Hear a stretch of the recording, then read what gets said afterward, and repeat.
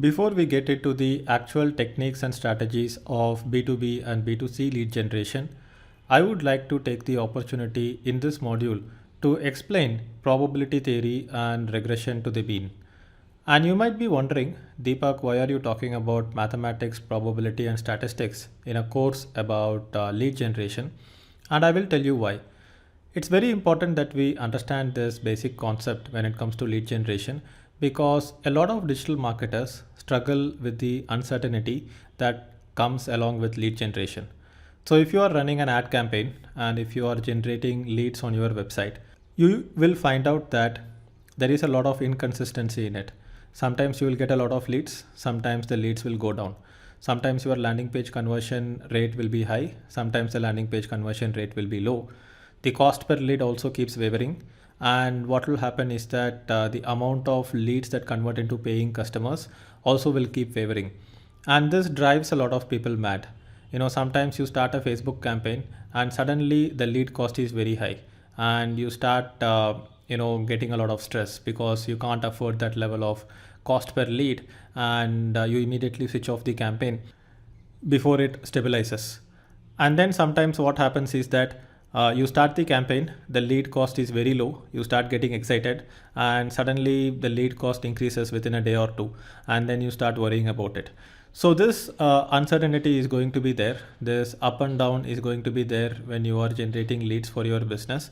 And I will tell you the mathematical concept behind why this uncertainty happens and how you can use probability theory to go ahead and straighten out this uncertainty and make sure that you are getting predictable results. And having predictable results is the most important need for a digital marketer, because if a digital marketer cannot predict how many of the visitors will convert into leads and how many of the leads will convert into paying customers, the digital marketer cannot go ahead and spend money on advertising in the first place, because you don't know what is the expected return, right? So how are we going to battle the uncertainty? So let's talk about a coin toss. If you are tossing a coin, you would agree that the result of the coin toss is unpredictable. It is either going to give heads or it's going to give tails. And it's going to basically polarize towards this end or the other. So let's say the left end is the head and the right end is the tail. Basically what happens is that with a single toss, it's either going to be heads or either going to be tails. And there is no way to predict whether a coin toss will result in a head or a tail unless you are taking thousand different variables into consideration, such as the airflow, the amount of force applied on the finger, the gravity, and things like that, which is like pretty much impossible. So when we are driving traffic to a landing page, it is very difficult to predict whether the particular visitor will become our lead or not. And it is very difficult to predict whether the lead will become a customer or not. And that is one of the biggest problems that digital marketers have.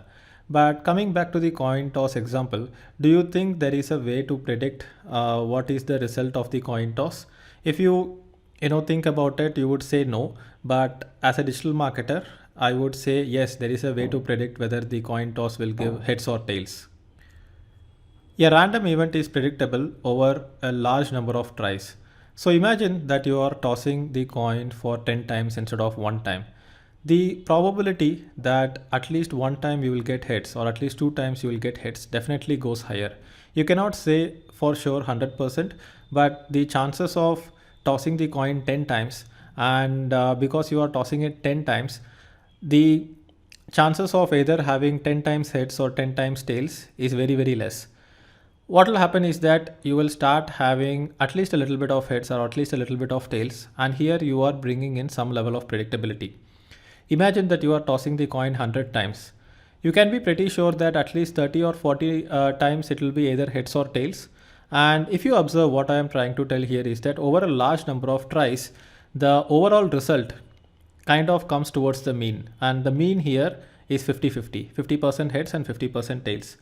And there is a website which does random coin tosses. And if you look at this particular website screenshot that I have taken, you can see that I did a total flip of 100 times, and out of 100 times it has got heads 46 times and then it got tails 54 times. So here you can see that with larger number of tries, the it results are coming towards the average, right? And if you look at all time, the total flips all time in that particular website is 35 million, and the amount of time it has got hits is 17.8 million, and amount of tails it got is 17.8 million. So here it is almost equal to 50-50. It can never be exactly 50-50, but it's almost equal to 50-50. And if you look at the graph that I have shown here, if you flip one time and if you are looking for heads, it's either going to be 100% which is heads or going to be 0% which is tails. If you flip 10 times, then it's going to come towards the mean. You flip 100 times, it's going to come even closer. If you flip millions of times, it's going to be very near to 50-50, right? So why am I telling you all this when it comes to lead generation? Because over large number of tries, the results becomes predictable and you can predict the future. And who does not want to predict the future? Predicting the future is the biggest power that anyone can have. So when I am driving thousands of visitors to my landing page, and let's say my landing page conversion ratio is 25%.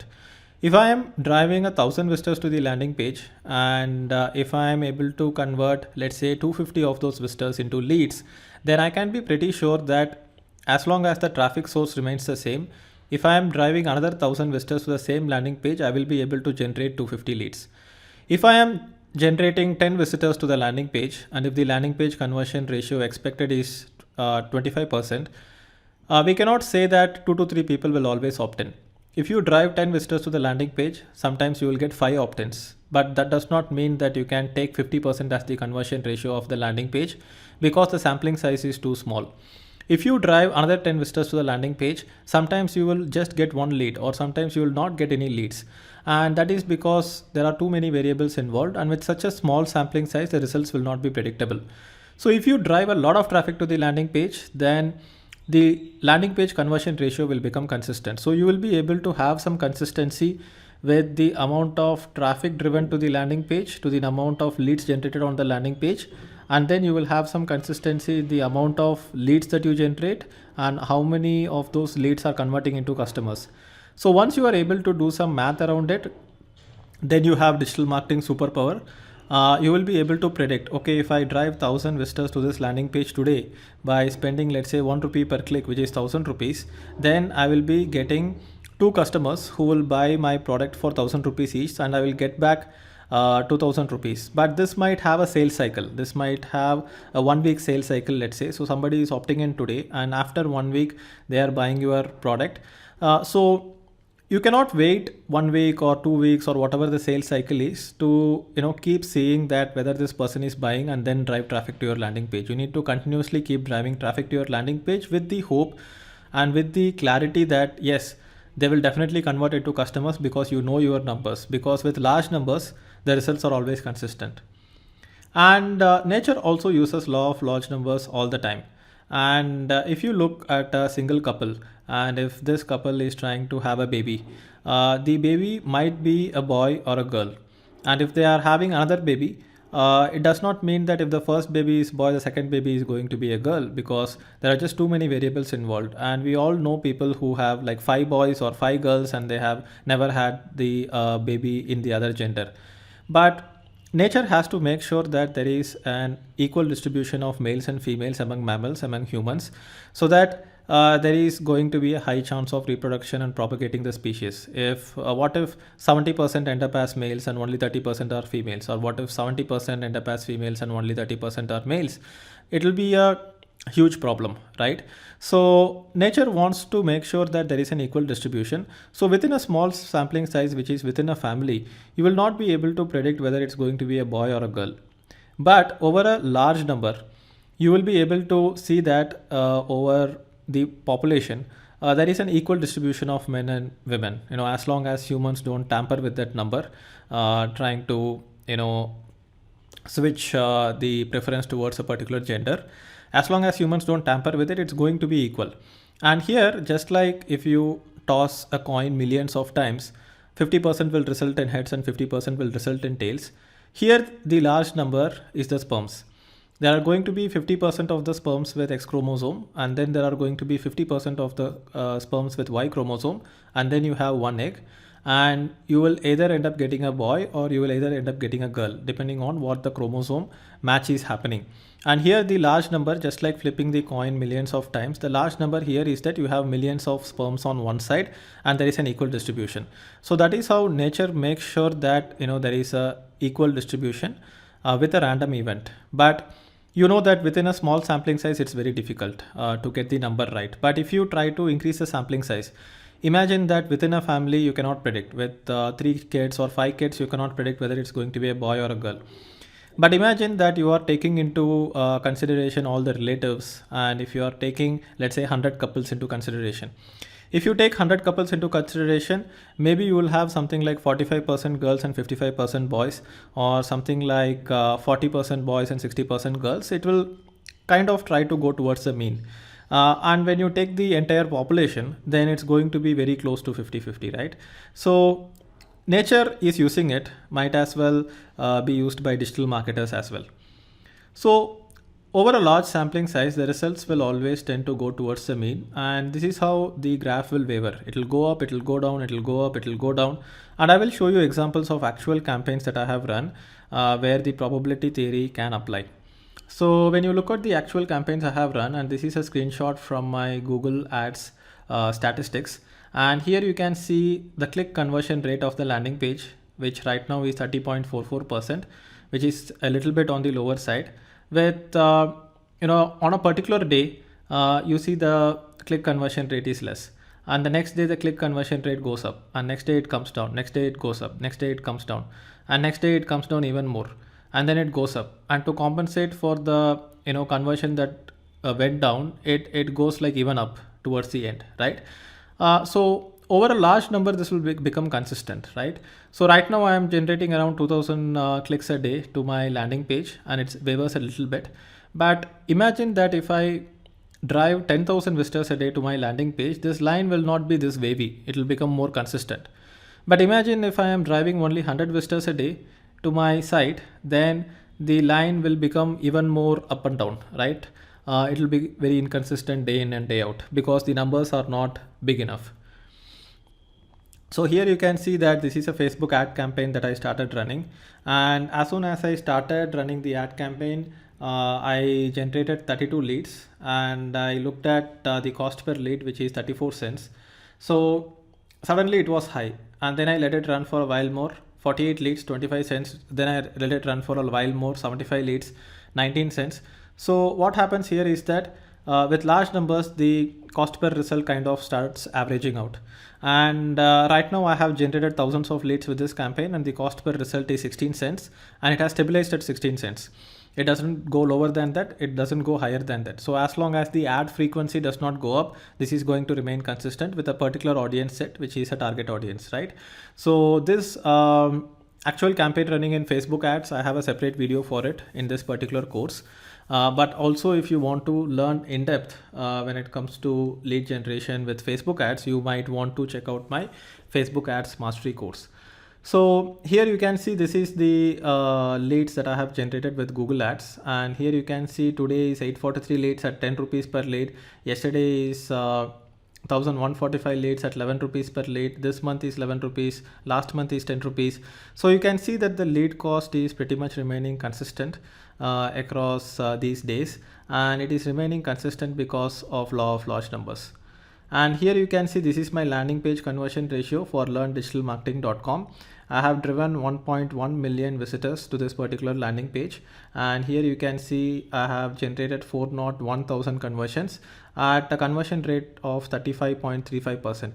So 35% landing page conversion rate is what it has stabilized at.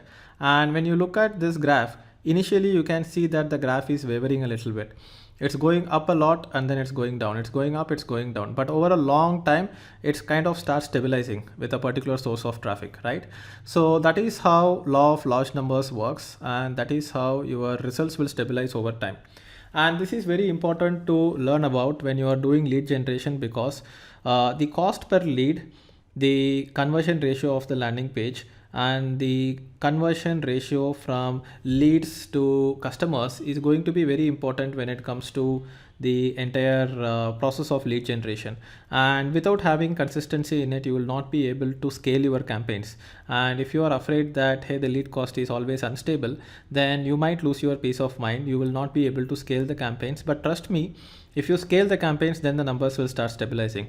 That is why when you are running ads on Google, on Facebook for lead generation, there has to be a minimum amount of traffic that you are driving to the landing page or to the form to kind of stabilize the entire lead cost and the landing page conversion ratio. So you need to think scale, and you will have predictable numbers when you are operating at scale. So this is predicting the future, right? Lead cost will average out with large numbers. So aim for 1,000 leads from a source to check the cost. If you don't drive at least 1,000 leads to a landing page, I mean, if you don't generate at least 1,000 leads from a landing page, you are not going to know what is going to be the cost per lead. Until you get to the 1,000 number, it's going to be very much on and off. It's going to be up and down. And then leads to customer ratio will become predictable with 1,000 conversions. So if you have, let's say, 10,000 leads, and out of which 10% of the leads convert into customers, then you are basically having a 10% lead to customer conversion ratio.